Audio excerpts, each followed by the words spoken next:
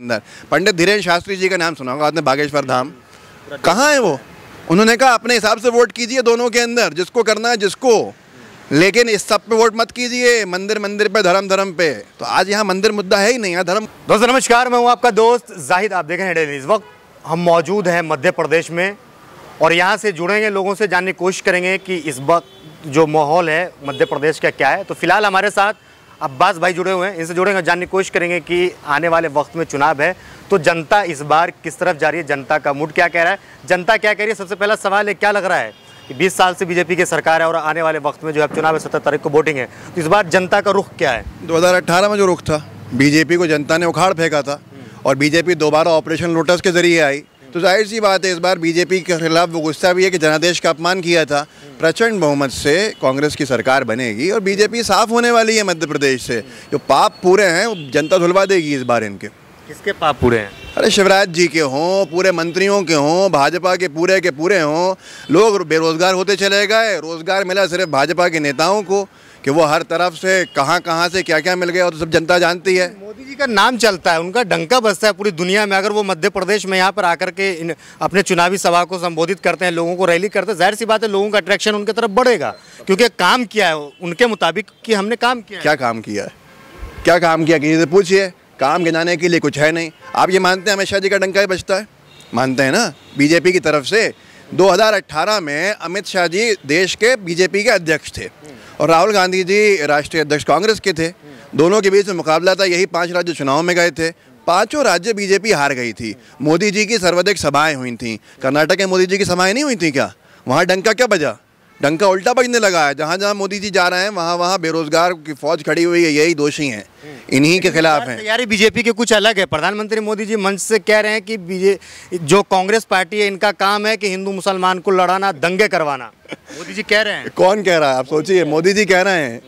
गुजरात वाले हंस रहे होंगे ये सुनकर, किसने क्या कराया है, किसने क्या किया है। वो लोग अगर आज ये कहने लगे तो आप समझ सकते हैं कि मानसिक दिवालियापन से भाजपा के लोग गुजर रहे हैं। एक होता है वैचारिक दिवालियापन, आइडियोलॉजिकल जो बैंकरप्ट हो जाता है, आइडियोलॉजिकली जो बिल्कुल ख़राब हो जाता है, ख़त्म हो जाता है, वो भाजपा का दौर है कि भारतीय जनता पार्टी आज दूसरों पे वो आरोप लगा रही है। प्रधानमंत्री की गरिमा को थोड़ा रख लेती बीजेपी, अपने चुनाव के अंदर इज्जत बचाने के लिए प्रधानमंत्री को मैदान में उतार दिया है। काश हम प्रधानमंत्री के मुंह से मणिपुर भी जाते हुए सुनते।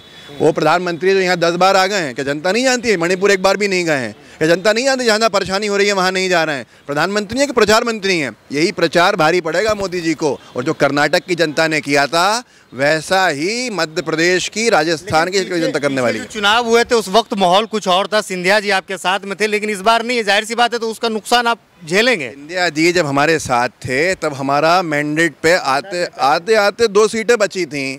इस बार नहीं है तो हम पूरी तरह से बहुमत को छुएंगे भी। और सिंधिया जी फेल हैं, इसका प्रमाण यह है कि जब सिंधिया जी बीजेपी में गए तो कांग्रेस ग्वालियर का नगर निगम 67 सालों के बाद जीती। महापौर हमारा बना सिंधिया जी की नाक के नीचे। चंबल ग्वालियर संभाग में 2 नगर निगम आते हैं, एक मुरैना है और एक ग्वालियर है। दोनों में बीजेपी का सुपड़ा साफ होगा। ये सिंधिया जी हैं, ये सिंधिया जी की हालत है। सिंधिया जी को जो इज्जत कांग्रेस ने नहीं दिया वो बीजेपी वाले दे रहे हैं। आखिरी के अंदर बैठा के दे रहे हैं इज्जत, बाहर बैठा के बाहर खड़ा करके दे रहे हैं इज्जत। अमित शाह जी मोदी जी बैठे होंगे हैं, सिंधिया जी यूँ करके खड़े होंगे उनके सामने। ये इज्जत है, ये इज्जत है सिंधिया जी की कि बीजेपी के जब स्टार प्रचारकों की सूची जारी होती है तो सिंधिया जी का नाम 11वें 12वें नंबर के ऊपर होता है। ऐसी इज्जत अगर चाहिए थी महाराज से भैया बनने वाली तो यहीं कह देते, यहीं मिल जाती है ऐसी इज्जत। तो ऐसी इज्जत के लिए क्यों जाना पड़ा जिसमें इज्जत नीलाम करनी पड़ी अपनी? जब आप सत्ता का सौदा करते हो तो यही हाल होता है जो हाल उनके साथ हुआ है। और आज कहाँ मुख्यमंत्री का चेहरा क्यों नहीं है सिंधिया जी? आप पूछिए ना उनके लोगों से। मामा तो खुद नहीं है मुख्यमंत्री का चेहरा। मामा का तो नाम मोदी जी नहीं ले रहे हैं आके। मोदी जी ने मंच से मामा का नाम नहीं लिया। इससे बड़ा अपमान क्या होगा? बीजेपी का कोई भी कार्यकर्ता, नेता, विधायक, सांसद ये कहने को तैयार नहीं है कि शिवराज जी अब मुख्यमंत्री होंगे। ये बीजेपी की हालत ऐसी है, भाई मुख्यमंत्री है पर वो नहीं है। प्रदेश अध्यक्ष है, वो प्रदेश अध्यक्ष की तरह नहीं है। राष्ट्रीय प्रभारी 5-5, 6-6 लगाए गए हैं यहाँ पर। भूपेन्द्र यादव हों, अश्विनी वैष्णव हों, मुरलीधर राव हों, इतने सारे बड़े बड़े दिग्गज लगा दी, उनकी क्या चल रहा है ये भी किसी को नहीं। सिंधिया जी तो गायब है इन सब के अंदर। सिंधिया जी मुख्यमंत्री का चेहरा बनते ना, यही तो क्या ई सम्मान की लड़ाई लड़ने गए थे ना, कहाँ गया वो सम्मान? सम्मान भाजपा ने कुचल के रख दिया है। तो कौन सा चेहरा है बीजेपी के लिए?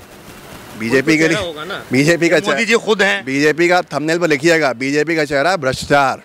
भ्रष्टाचार है बीजेपी का चेहरा, चोरी है बीजेपी का चेहरा, ये गबन, ये घोटाले हैं बीजेपी का चेहरा। कहाँ कहाँ छुपाएगी भाजपा इस चेहरे को, कहाँ लेके जाएगी इस मध्य प्रदेश में सिलेंडर का दौर चल रहा है, कंपटीशन चल रहा है। कांग्रेस कह रही है कि 500 में देंगे, तो बीजेपी कह रही है कि हम जो है 400 में देंगे। राजस्थान में कांग्रेस ने दिया, बीजेपी ने किस राज्य में दिया? कहीं नहीं दिया।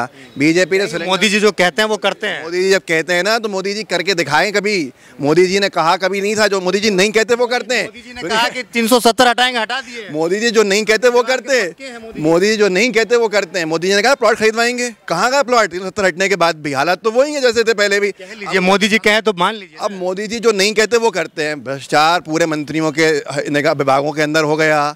देश की आर्थिक स्थिति पूरी गिरती चली गई। देश में जो अपराध थे वो बढ़ते चले गए। जो मोदी जी नहीं कहते वो होता है। तो मोदी जी नहीं कह रहे हैं कि बीजेपी हारेगी, इसलिए बीजेपी हारेगी। लेकिन कहते जो मोदी जी कहते हैं वो करके दिखाते हैं। कहाँ कर रहे हैं मोदी जी? कहा था कि मंदिर वहीं बनाएंगे, मंदिर बन रहा है। कहा था कि 370 हटाएंगे, हटा दिया। मंदिर मोदी जी ने बनाया है, तो 2014 में क्रेडिट तो ले रहे हैं बीजेपी वाले। क्रेडिट मंत्री है मोदी जी, प्रधानमंत्री कम क्रेडिट मंत्री है मोदी जी।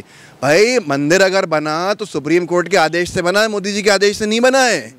मोदी जी का कोई योगदान नहीं है। मस्जिद को जगह मिली, मंदिर को बनाने का कहा, सारी चीज़ें हुई। ये मोदी जी ने कहा था क्या मस्जिद बनवाएंगे? तो अगर मोदी जी ने मंदिर बनवाया है तो 5 एकड़ में मस्जिद ही मोदी जी ने बनवाई है। फिर पूछिए उनके कार्यकर्ताओं से, ये मस्जिद किसने बनवाई? फिर जो बाबरी मस्जिद का रिप्लेसमेंट दिया है, अगर मोदी जी ने राम मंदिर बनवाया है तो मस्जिद भी मोदी जी की ही देन है। लिख दीजिए उसके बाहर, बिल्ड बाय नरेंद्र मोदी। श्रेय अगर मंदिर का ही लेंगे क्या सिर्फ? मोदी जी मस्जिद का श्रेय भी लें जो मस्जिद बन रही है वहाँ पे। अगर एक ही चीज़ है तो बीजेपी की बात है। चुनाव क्या लग रहा है कि धर्म के नाम पे होगा या शिक्षा, रोजगार, विकास? बहुत चाहा भाजपा ने कि धर्म के नाम पे हो जाए ताकि मुख्य मुद्दे, लेकिन आज जनता यहाँ की सिर्फ रोजगार पे बात कर रही है।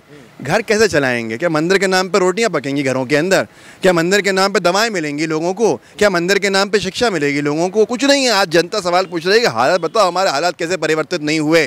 20 साल में डूबते कैसे गए हम लोग? तो इसके ऊपर मोदी जी, अमित शाह जी, शिवराज जी, और अब तो नड्डा जी का चेहरा आने लगा मध्य प्रदेश में, क्योंकि हारने वाले नड्डा जी का चेहरा आएगा। नड्डा जी नए चेहरे लाए जा रहे हैं। नड्डा, अरे नहीं, हारने के लिए। देखिए जब नड्डा जी का चेहरा आने लगता है ना, तो फिर बीजेपी हार रही होती है, क्योंकि श्रेय नड्डा जी को जाएगा इस हार का। हार का सर नड्डा जी के सर पे और जीत मोदी जी। ये बीजेपी का फॉर्मूला है। अब नड्डा जी मध्य प्रदेश में दिखने लगे हैं, मतलब बीजेपी हार रही है। अच्छा एक चीज़ बताइए कि अपने होश में बीजेपी की सरकार आपने देखी है, कोई तो काम 20 साल में अच्छा लगा होगा, तारीफ कर दीजिए। हमें तो एहसास ही नहीं होता कि सरकार भी है यहाँ पे।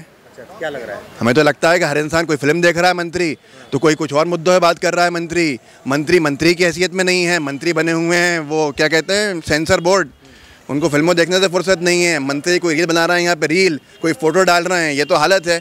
अच्छा काम यहाँ अगर कुछ किया है तो मुझे सोचना पड़ रहा है। आपके पास क्या चेहरा है? आपके पास क्या यहाँ पे विकल्प है? हमारे पास एक ही चेहरा है, कमलनाथ जी।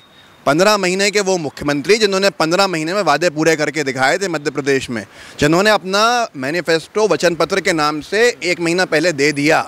हमारा चेहरा हाथ का पंजा है, हमारा चेहरा कमलनाथ जी हैं। हमारा चेहरा गुड गवर्नेंस है जो 15 महीने में देखी, तुलना कर लीजिए 15 महीने 15 साल की, भारी है 15 महीने उसके ऊपर। तो हिंदुत्व के नाम पे इस बार वोट नहीं मिलने वाला? कुछ नहीं। देखिए जितने लोग बोल रहे थे पहले वो भी गायब है आज की डेट के अंदर। पंडित धीरेन्द्र शास्त्री जी का नाम सुना होगा आपने, बागेश्वर धाम, कहाँ है वो? उन्होंने कहा अपने हिसाब से वोट कीजिए दोनों के अंदर, जिसको करना है जिसको, लेकिन इस सब पे वोट मत कीजिए, मंदिर पे, धर्म पे। तो आज यहाँ मंदिर मुद्दा है ही नहीं, यहाँ धर्म मुद्दा है ही नहीं। मुद्दे वही हैं जो कांग्रेस चाहती थी मुद्दे बने। जा रहे हैं कितने सीट पार करेंगे? आराम से प्रचंड बहुमत कहूँगा मैं। बीजेपी की तरह, अमित शाह जी की तरह हमने कहा 200 पार कहा था पिछले अमित शाह जी ने, 100 पे आके रुक गए थे, तो आधे पे रुकते। तो आपके अंदर भी है, आपके नेताओं के अंदर है। सरकार यहाँ पे बनने के बाद वो बीजेपी में शामिल हो जाएंगे। पिछली बार मैंडेट बहुत छोटा था और मैंडेट के अंदर एक एक विधायक बहुत रोल प्ले करता था। इस बार जनता मध्य प्रदेश में फुल प्रूफ सरकार बनाएगी, 150 के पार लेके जाएगी, कहीं से कहीं तक कुछ नहीं हिलेगा।